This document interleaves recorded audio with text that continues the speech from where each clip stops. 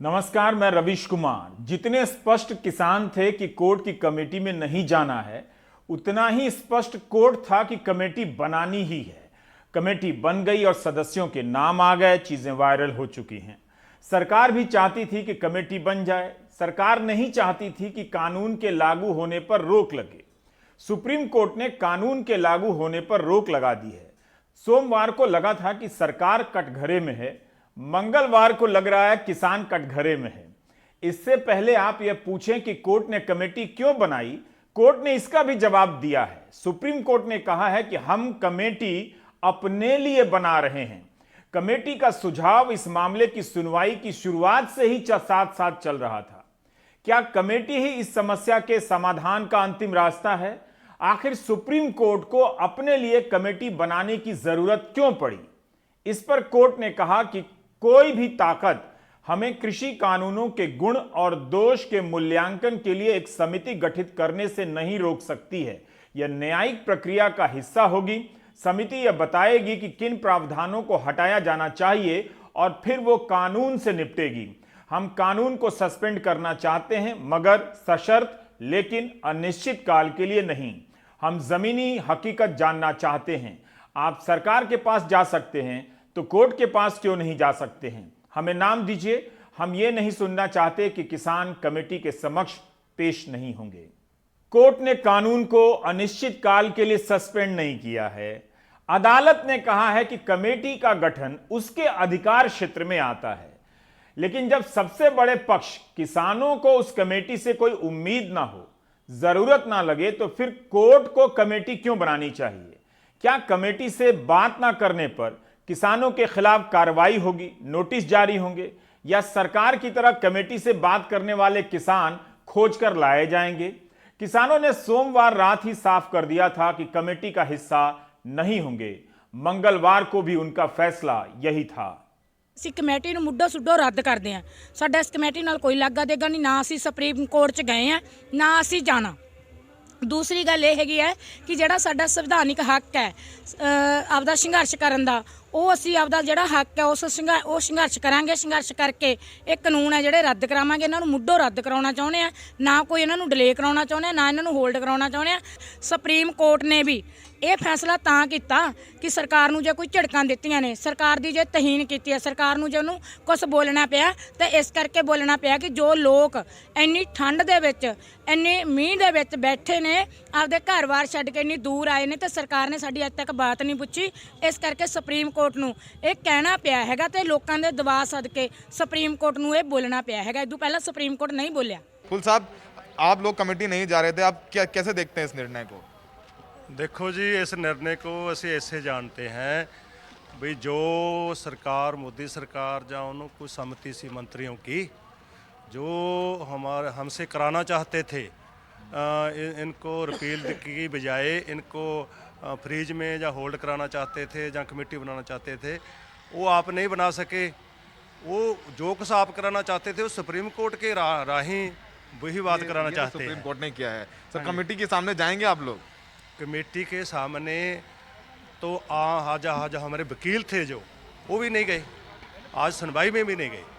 इसलिए कल कह दिया, असी प्रेस में बयान देकर, असी प्रेस कॉन्फ्रेंस करनी थी, उस टाइम नहीं था, इसलिए असी स्टेटमेंट देकर कल ही कह दिया था भाई असी कमेटी का पार्ट नहीं बनेंगे, कमेटी में नहीं जाएंगे।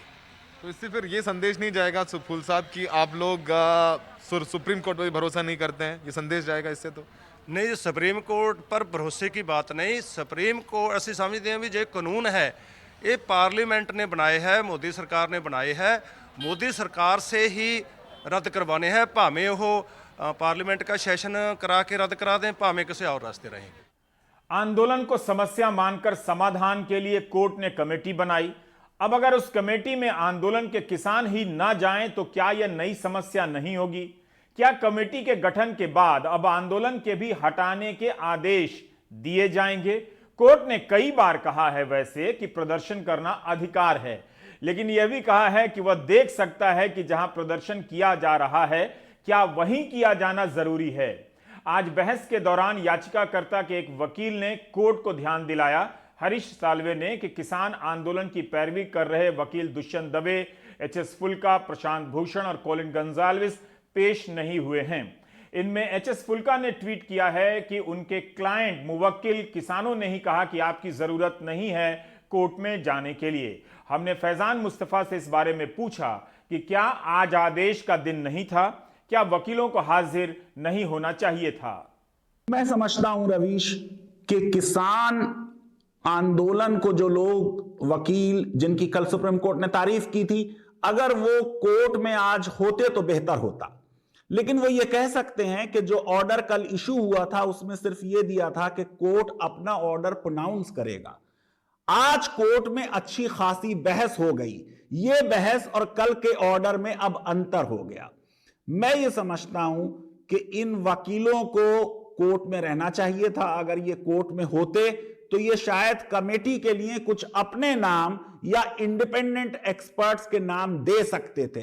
बेहतर यह है कि हम कोर्ट की मर्यादा और उसके सम्मान को बनाए रखें और हम अदालत के फैसले से खुश हों या नाखुश हों या उसका क्रिटिसिज्म करें, आलोचना करें, वो सब सही है। लेकिन किसानों के इन वकीलों की सुप्रीम कोर्ट में अनुपस्थिति मुझे कुछ उतनी ज्यादा अच्छी नहीं लगी। आज आदेश का दिन था, लेकिन उसके पहले सवाल जवाब के कई दौर चले। अब यह बात फैसले के बाहर होने लगी है कि जब आंदोलन के किसान कमेटी से बात नहीं करेंगे तो क्या कमेटी आपस में बात करेगी। हमने फैजान मुस्तफा से कुछ सवाल पूछे कि कमेटी ही क्यों, क्या कोर्ट कमेटी के सुझाव पर कानून को रद्द कर सकता है। कोर्ट ने कहा कि अपने उद्देश्य के लिए कमेटी बना रहे हैं। अपने, इसका क्या मतलब हुआ। अगर कोर्ट कहता है कि कानून संविधान सम्मत है तो किसान संतुष्ट हो जाएंगे, आंदोलन गैर कानूनी हो जाएगा। बहुत से खराब कानून संवैधानिक तरीके से ही पास हुए हैं। क्या किसानों को जबरन कमेटी के सामने आना होगा। सबसे पहले यह जान लेना जरूरी है कि कोई किसान संगठन सुप्रीम कोर्ट में इन कानूनों को चुनौती देने नहीं गया। जहां तक मुझे याद पड़ता है कि शायद केरला राज्य सुप्रीम कोर्ट गया और उन्होंने उसकी संवैधानिकता को चुनौती दी। ये जो PIL हैं जो सुप्रीम कोर्ट के सामने हैं, अगर मेरी इंफॉर्मेशन सही है, ये कुछ लोग हैं जो गए हैं प्रोटेस्ट को हटाने के लिए। और आप देखिए कि जो मेन मुद्दा वो लेके गए थे उस पर सुप्रीम कोर्ट ने साफ तौर से कह दिया कि हम प्रोटेस्ट हटाने के बारे में कुछ नहीं कहेंगे। कल उन्होंने कहा ये प्रोटेस्ट गांधी जी की तरह का आंदोलन है, तो प्रोटेस्ट पे बात नहीं हुई। कोर्ट को इन लॉज की कि वो एग्रीकल्चर के लिए अच्छे हैं या बुरे हैं उस पर प्रोनाउंस करने की जरूरत नहीं है।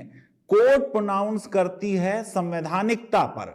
और आपने सही कहा, कई लॉज ऐसे हैं जिनको संवैधानिक कहा जा सकता है, लेकिन वो लॉज अच्छे लॉज नहीं हैं। जितने भी ब्लैक लॉज हैं, टाटा है, पोटा है, यूपा है, टाटा की संवैधानिकता को भी अपहोल्ड किया था सुप्रीम कोर्ट ने, लेकिन सारे मानव अधिकार के संगठन जो हैं वो इन लॉज को अच्छा नहीं मानते हैं। ये कमेटी कोर्ट ने कहा कि हम अपने लिए बना रहे हैं, तो कोर्ट को संवैधानिकता डिसाइड करनी है। कमेटी के जो मेंबर्स हैं उनमें से कोई भी कोर्ट की जो लॉ की नॉलेज है, अंडरस्टैंडिंग है, उसमें कोई भी शब्द ऐड नहीं कर सकते, क्योंकि कोई लॉ का एक्सपर्ट नहीं है। और जिस तरह की न्यूज़ आ रही है कि जो कमेटी के मेंबर्स हैं वो स्वयं आर्टिकल लिख चुके हैं या एग्रीकल्चर मिनिस्टर से मिल चुके हैं और इन कानूनों का समर्थन कर चुके हैं। हम ये जानते हैं कि न्यायपालिका इंडिपेंडेंट है और न्यायपालिका को जो कमेटी बनानी चाहिए वो भी इंडिपेंडेंट हो। जरा सी जो इसमें लोग हैं वो एक्सपर्ट जरूर हैं या किसान नेता हैं भूपेंद्र जी उसमें, लेकिन वो क्या इंडिपेंडेंट राय देंगे, इस पर प्रश्न चिन्ह है, क्योंकि उनका ओपिनियन ऑलरेडी पब्लिक डोमेन में आ चुका है। कोर्ट को अधिकार होगा कि वो कमेटी की रिकमेंडेशंस को रद्द कर दे, लेकिन ये बात समझ लें कि अगर कमेटी ये कह भी देती है कि ये लॉ कृषि के लिए बहुत अच्छे हैं, तब भी वो जो मूल प्रश्न है कि क्या कृषि के मामले में केंद्र को कानून बनाना चाहिए, उसका उत्तर नहीं मिलता। ये बात सही है, आज आर्गू किया गया सुप्रीम कोर्ट में सरकार की तरफ से कि 2 दशकों से इन पे रिफॉर्म्स की बात चल रही थी। कई कमेटी थी जिन्होंने रिफॉर्म्स की बात की, लेकिन क्या उन कमेटीज ने कहा कि संसद कानून बनाए। कृषि का मुद्दा है, राज्य अगर कानून बनाए तो बेहतर होगा। अब आते हैं कमेटी के सदस्यों के नाम पर। जिस तरह से किसानों ने मना किया कि उन्हें कमेटी मंजूर नहीं है, उसी तरह से पूर्व मुख्य न्यायाधीश आर.एम. लोढ़ा ने समिति की अध्यक्षता का प्रस्ताव ठुकरा दिया। किसान नेताओं के वकील ए.पी. सिंह ने कहा कि समिति में जस्टिस मार्कंडेय काटजू और जोसेफ कुरियन होने चाहिए। तब कोर्ट ने कहा कि समिति में कौन होगा नहीं होगा यह अदालत तय करेगी। कोर्ट ने अपनी तरफ से नाम तय कर दिए। तब भी सवाल पूछा जा रहा है कि ज्यादातर सदस्यों की राय तो सरकार से ही मिलती जुलती है। जैसे समिति के सदस्यों में से एक प्रोफेसर अशोक गुलाटी शुरू से ही इस कानून के समर्थन में हैं। कृषि कानूनों के समर्थन में अनेक लेख लिख चुके हैं। आपको कानून के समर्थन में इनके नाना प्रकार के इंटरव्यू मिल जाएंगे। डॉक्टर प्रमोद जोशी कृषि वैज्ञानिक हैं, international food policy research institute दक्षिण एशिया के निदेशक हैं। इसके पहले हैदराबाद स्थित national academy of agriculture research management के निदेशक रह चुके हैं। प्रमोद जोशी ने फाइनेंशियल एक्सप्रेस में लिखा है कि कृषि कानूनों में जरा भी बदलाव हमारी कृषि को वैश्विक अवसरों का लाभ उठाने से रोक देगा। इसी अखबार के एक अन्य लेख में लिखते हैं कि इन 3 कानूनों को हटाने का मतलब है खेती के पूरे सेक्टर की बर्बादी और किसानों की भी। प्रमोद जोशी ने यह भी लिखा है कि जब पैदावार कम होती थी तब के लिए न्यूनतम समर्थन मूल्य का सिस्टम आया था। अब जब पैदावार सरप्लस है तब न्यूनतम समर्थन मूल्य से आगे सोचने की जरूरत है। प्रमोद जोशी ने सरकार की तारीफ की है कि इन सुधारों के फायदे को लेकर उसका प्रचार आक्रामक है। एक ट्वीट में लिखा है कि यह कमाल और दिलचस्प प्रदर्शन है कि किसान ही चाहते हैं कि व्यापारी के लिए कंपटीशन ना हो। भूपिंदर सिंह मान राज्यसभा के सदस्य रह चुके हैं, कांग्रेस से जुड़े रहे हैं। 14 दिसंबर 2020 के हिंदू में एक खबर छपी है कि अखिल भारतीय किसान समन्वय समिति ने कृषि मंत्री से मिलकर कुछ संशोधनों के साथ कृषि कानूनों का समर्थन किया है। ज्ञापन में यह भी लिखा था कि उत्तर भारत के कुछ राज्यों से दिल्ली में आए कुछ तत्व इन कानूनों के प्रति गलत फहमियां पैदा करने की कोशिश कर रहे हैं। यह सरकार की भी लाइन है। भूपिंदर सिंह मान इसी समिति के अध्यक्ष हैं। अनिल घनवत भी कानून के समर्थक हैं। महाराष्ट्र शेतकारी संगठन के अध्यक्ष हैं। खुले बाजार की नीति के घनघोर समर्थक। इनका मानना है कि कृषि कानूनों से किसानों का भला होगा। 40 साल में पहली बार किसानों के लिए खुले बाजार का अवसर आया है। अगर 2 राज्यों से ही हो रहे विरोध के दबाव में इसे वापस लिया गया तो इस अवसर का अंत हो जाएगा। गवर्नमेंट ही इनडायरेक्टली सुप्रीम कोर्ट की तरफ गई थी, हम उसमें कोई पार्टी नहीं है। तो सुप्रीम कोर्ट ने ये कमेटी बनाने का किया और बना उन लोगों की दी जो रिपील के अलावा अमेंडमेंट के दौर में वो लोग हैं जो इन कानूनों के पक्ष में लिखते हैं। इसलिए उस कमेटी का तो सवाल ही नहीं। हम लोग सुप्रीम कोर्ट को ये बेनती करना चाहते हैं कि वो सुओ मोटो लेके इनको रिपील करे, अदरवाइज गवर्नमेंट के साथ नेगोशिएट हम सीधा करेंगे और रिपील कराने के लिए। सर, सरकार कोर्ट ने ये कहा है कि आप जब सरकार से बात कर सकते हैं तो कोर्ट से बात करने में, समिति से बनाने में क्या प्रॉब्लम है? कोर्ट का काम इसकी संवैधानिकता को, कॉन्स्टिट्यूशनलिटी को जज करने का है। गवर्नमेंट के साथ हमारी सीधी वार्तालाप ये कानून का मामला है। ये एक कानून का जो दायरा है पॉलिटिकल स्ट्रक्चर में आता है, तो उसके लिए एग्जीक्यूटिव के साथ सीधी, जो हमारी कार्यपालिका है उसके साथ सीधी, जिसमें कैबिनेट है उसके साथ सीधा बातचीत हो रहा है। इसलिए कोर्ट का दायरा और है, ये कोर्ट अपने दायरे को उल्लंघन कर, जिसको बोलते हैं कि उसको पार जाकर, उसके आगे जाकर इस मामले में कार्यपालिका की भूमिका मत निभाए। हम लोग, आप लोगों को ये जो 4 लोग हैं इस पर भी आप लोग अपना संशय बता रहे हैं।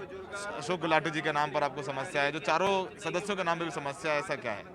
देखिए, वो 4 व्यक्ति जो हैं वो इन कानूनों के पक्ष में लिखते रहे हैं। उनके वेरियस आर्टिकल्स हैं। हमने कमेटी मांगी नहीं, हम लोग रिपील की डिमांड पे हैं। सुप्रीम कोर्ट ने जो संज्ञान लिया और चिंता जाहिर की वो स्वागत योग्य है। सुप्रीम कोर्ट की चिंता से हम भी अपने आप को जोड़ते हैं। पर साथियों, उस 4 सदस्यीय कमेटी जो सुप्रीम कोर्ट ने बनाई, वो 4 सदस्य जो कमेटी के सदस्य हैं, उन्होंने तो पहले से ही सार्वजनिक तौर से ये निर्णय कर रखा है और बात कही है कि ये तीनों काले कानून सही हैं। कमेटी के जब चारों सदस्य पहले से ही मोदी जी के साथ खड़े हैं, मोदी जी के काले कानूनों के साथ खड़े हैं, खेत और खलिहान की मोदी जी की साजिश के साथ, बेचने की साजिश के साथ खड़े हैं, तो ये कमेटी किसानों से न्याय कैसे करेगी? ये रणदीप सुरजेवाला थे। इन्होंने कमेटी के चारों सदस्यों के नाम को खारिज किया और आलोचना की। आपको मीडिया में अनेक प्रसंग मिल जाएंगे इन सदस्यों के बारे में सरकार की नीति का समर्थन करते हुए। इन सदस्यों की राय देखकर यही लगता है कि सरकार को राय देने की अब जरूरत नहीं, या फिर ऐसे भी कह सकते थे कि कमेटी बनाने की क्या जरूरत है, सरकार की ही राय ले लेते। तो क्या कानून के समर्थक समिति के रूप में कानून के विरोधियों से बात करने जाएंगे? 17 दिसंबर की सुनवाई में पी साईनाथ का नाम आया था। वो नाम क्यों नहीं आया, इसका उत्तर हमारे पास नहीं है। किसानों के लिए लगातार लिखने बोलने वाले देवेंद्र शर्मा से हमने बात की कि समिति के सदस्यों के बारे में उनकी क्या राय है। जो सरकार ने जो कमेटी बनाई है 4 मेंबर कमेटी, जब हम उसकी कंपोजिशन देखते हैं, वो चारों मेंबर्स की जो एक इकोनॉमिक सोच किस तरफ की है, यानी कहने का मतलब है कंपोजिशन कमेटी की ऐसी है कि हम जानते हैं कि उसका आउटकम जो है, जैसे हम इंग्लिश में कहते हैं कि it is already pre ordained, तो उसका जो आउटकम है वो तो हम पहले ही जानते हैं। तो जो सरकार ने अभी ये जो सुप्रीम कोर्ट ने ये सजेस्ट किया है सरकार को कि हम ये जो लॉज हैं इनको सस्पेंड रखेंगे या कुछ टेम्पररी सस्पेंड रखेंगे, तो उसका जो कोशिश था, प्रयास था, वो ये था कि वे कमेटी जो है वो किसानों से बात करेगी या और भी स्टेक होल्डर से बात करेगी। लेकिन अगर कमेटी का रुझान या कमेटी की जो एक सोच है एक तरफ ही है, तो आप समझ सकते हैं कि उससे क्या एक्सपेक्टेड है या उससे क्या बाहर निकल कर आएगा। यही बात एक बार एल्बर्ट आइंस्टाइन ने कही थी। उन्होंने कहा था कि you can not bring about A change from an economic thinking which is actually responsible for it, ऐसा कुछ उन्होंने कहा था। तो जो इकोनॉमिक सोच के ऊपर इतना बड़ा देश में बवाल खड़ा है, किसान जो है इतने गुस्से में है, इतना बड़ा मूवमेंट किसानों ने खड़ा किया है, आज हम उसी जो कमेटी जो उनसे बात करने की जो हमने रखी है या सुप्रीम कोर्ट ने रखी है, अगर वो उसी सोच के उसमें मेंबर्स हैं, तो किसानों को जस्टिस कैसे मिलेगा, उनकी बातों को कैसे हम, जो उनका कहना है या उनका गुस्सा है या उनकी जो सोच है, उसको हम कैसे आगे लेके आएंगे कि आगे का फ्यूचर जो है किसानों का वो उसके बेस के ऊपर बना सके। मुझे लगता है कि सुप्रीम कोर्ट को चाहिए कि अगली हियरिंग में कम से कम, जिस तरीके से हम देश में पब्लिक डिस्कोर्स आज देख रहे हैं और सभी ने उसमें अधिकतर गुस्सा प्रकट किया है इस कमेटी की कंपोजिशन के ऊपर, उसको देखते हुए मुझे लगता है कि ये एक रीथिंकिंग सुप्रीम कोर्ट करेगा और उसमें एक ऐसी कमेटी का गठन करेंगे जो वाकई ही व्यापक हो और वो जो ऐसे लोगों से स्टडीड ना हो, ऐसे लोगों से भरी ना हो जो कि रिस्पॉन्सिबल हैं। जो क्राइसिस आज देश के सामने खड़ा है, कहीं ना कहीं किसी स्टेज पर वो उसके लिए रिस्पॉन्सिबल थे। ये मैंने हर बार कहा है कि from you can not expect the same people who created the crisis to provide also a solution. मुझे लगता है कि ये एक बहुत इम्पोर्टेंट और एक ओकेजन है जिसको सुप्रीम कोर्ट को, ये मुझे लगता है कि वो अगली हियरिंग्स में इस चीज को एड्रेस करेंगे और एक कॉन्फिडेंस बिल्डिंग जो एक्सरसाइज होती है उसकी तरफ फोकस करेंगे। मिर्जा गालिब का एक शेर है, कासिद के आते आते खत एक और लिख रखूं, मैं जानता हूं जो वो लिखेंगे जवाब में। यह ट्वीट किया है देवेंद्र शर्मा ने कमेटी के सदस्यों का नाम देखकर। किसानों को क्यों लगता है कि कमेटी के जरिए आंदोलन को हटाने का रास्ता बनाया जा रहा है? इसके सदस्यों का नाम देखकर अब उनकी आखिरी उम्मीद भी क्यों चली गई है? हम समझते हैं कि सरकार की ये शरारत है कि वो अपने ऊपर से ये प्रेशर कम करने के लिए सुप्रीम कोर्ट के जरिए ये कमेटी वगैरह ले आई, जिसका हमने कल ही विरोध कर दिया था कि हम ऐसी कमेटी के सामने पेश नहीं होंगे। हमारा आंदोलन एज इट इज सरकार के साथ चलता रहेगा। दूसरी बात, वो कमेटी भी जो बनी है, डायरेक्टली और इनडायरेक्टली किसी भी तरह हम उसको नहीं मानते, लेकिन वो सारे के सारे जो कमेटी के मेंबर्स हैं वो प्रो गवर्नमेंट है। सारे वो लोग हैं जो अब तक सरकार के कानूनों को सही ठहराते रहे हैं और ऐसे लोगों से कभी भी वो किसान के आंदोलन के बारे में ठीक उनकी राय होगी जो आर्टिकल लिख लिख के प्रेस में जस्टिफाई करते रहे हैं कि कानून ठीक है, तो ऐसी कमेटी को तो बिल्कुल ही कोई मान नहीं सकता। वैसे भी हम असूली तौर पे क्लियर है कि ये कमेटियां ये सब कुछ इशू को ध्यान डाइवर्ट करने के लिए है, ताकि सरकार से प्रेशर कम हो जाए। जो सुप्रीम कोर्ट ने तीनों कानूनों पर रोक लगा दी है और एक कमेटी बना दी है 4 सदस्यी, उसको असी रद्द करते हैं। उसको नहीं, असली मानने वाले नहीं है। असी पहले ही बोल दिया था कि असी किसी कमेटी में विश्वास नहीं रखते। ये डिले करने के लिए किया गया है और इसको जो है कानून है उनका इसको दाव पेच कानूनन है जो उसमें फंसाने के लिए किया गया है और संघर्ष को तार पीड़ो करने के लिए क्या है। क्या अदालत के सहारे आंदोलन खत्म कर दिया जाएगा? अदालत ने अभी तक आंदोलन के अधिकार की ही बात की है, जगह को लेकर बेशक सवाल उठाए हैं। सरकार के वकील 26 जनवरी के बहाने सुरक्षा के सवाल उठा रहे हैं और अब खालिस्तान से जोड़ने लगे हैं। वैसे सुनवाई के दौरान कोर्ट ने यह भी कहा था कि पुलिस की तरफ से हिंसा को लेकर भी चिंतित है। सोमवार को इस बात को लेकर सुनवाई होगी कि 26 जनवरी के लिए ट्रैक्टर की रैली की अनुमति दी जाए या नहीं। अटॉर्नी जनरल ने आंदोलन में खालिस्तान से सहानुभूति रखने वाले संगठन के घुसाने की बात की है। पहले दिन से यह अभियान चलाया गया गोदी मीडिया के जरिए कि आंदोलन में खालिस्तानी और आतंकवादी हैं। किसानों ने इसका जवाब दिया और करनाल की घटना को छोड़ दें तो कहीं हिंसा नहीं हुई, आंदोलन शांतिपूर्वक रहा, अदालत ने भी कई बार कहा। लेकिन आज कोर्ट में सरकार ने भी इस बात को ऑन रिकॉर्ड कर दिया। इस बहस के दौरान समर्थन देने वाले किसानों की ओर से पेश वकील PS नरसिम्हा ने कहा कि आंदोलन में सिख फॉर जस्टिस का प्रदर्शन में शामिल होना चिंता की बात है और ऐसे प्रदर्शन खतरनाक हो सकते हैं। इस पर मुख्य न्यायाधीश ने अटॉर्नी जनरल KK वेणुगोपाल से पूछा कि आरोप है कि विरोध प्रदर्शनों में मदद करने वाला एक प्रतिबंधित संगठन है, क्या आप पुष्टि कर सकते हैं? तब KK वेणुगोपाल ने जवाब दिया कि हमने कहा है कि खालिस्तानियों ने विरोध प्रदर्शनों में घुसपैठ की है। इस पर मुख्य न्यायाधीश ने अटॉर्नी जनरल से कहा कि प्रतिबंधित संगठन को लेकर आप हलफनामा दायर करें, हमें पूरी जानकारी चाहिए। ये तो हमारे को किसान मानने के भी लिए तैयार नहीं थे। तो ये कभी कुछ कहते हैं, कभी खालिस्तानी कहते हैं, कभी हमारे को नक्सलाइट कहते हैं, माओवादी कहते हैं, कभी कहते हैं इनको चाइना चला रहा है, पाकिस्तान चला रहा है। ये तो शुरू से कर रहे हैं। ये हमारे को सिर्फ बदनाम करने की एक साजिश है। हमारे में कोई ऐसी कोई घुसपैठ नहीं है ना। हमने तो किसी राजनीतिक आदमी को कोई साथ में भटकने नहीं दिया। ये तो हमारे को बदनाम करने का सरकार का एक षड्यंत्र है।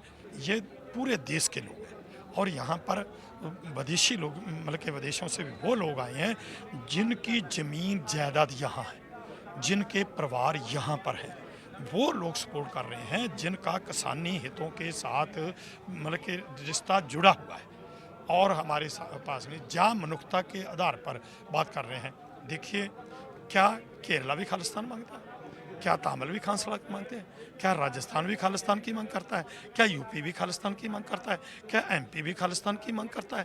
अरे इनको खालिस्तान ही क्यों दिखते हैं? हमारा जो 26 जनवरी का प्रोग्राम है, that will be completely peaceful. हम पीसफुल थे, पीसफुल हैं, पीसफुल रहेंगे।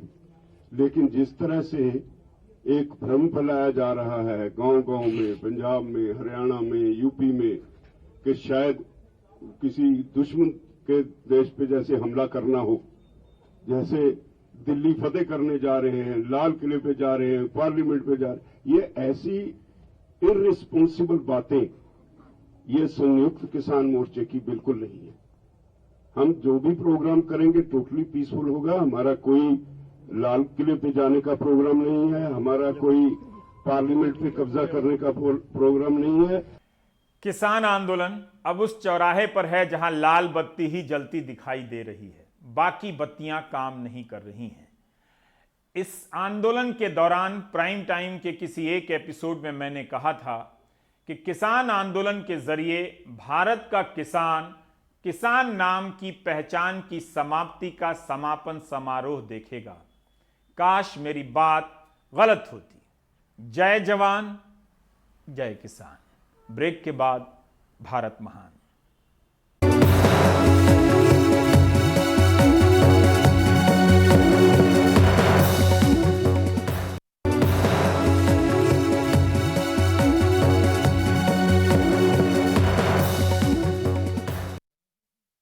देश की 33% कोविड से होने वाली मौतें महाराष्ट्र में हुई हैं।